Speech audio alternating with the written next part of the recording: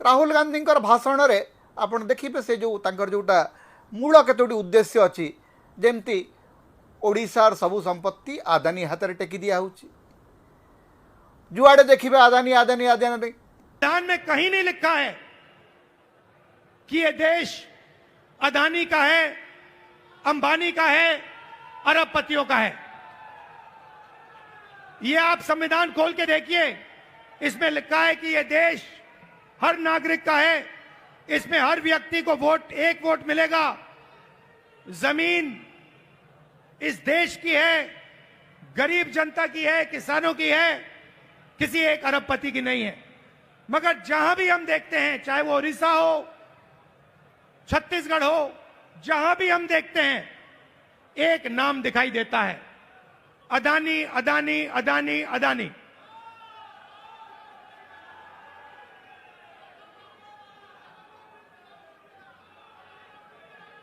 मतलब अदानी जी उड़ीसा की सरकार चलाते हैं, अदानी नरेंद्र मोदी को चलाता है।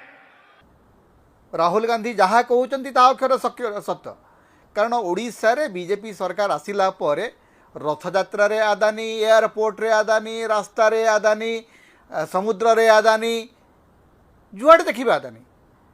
एवं आदानी पाई रथयात्रा रे रथ अटकी गला ए धारणा ओडिशावासी मन रहा। राहुल गांधी ताकू ठीक भाव में उपस्थापन कले।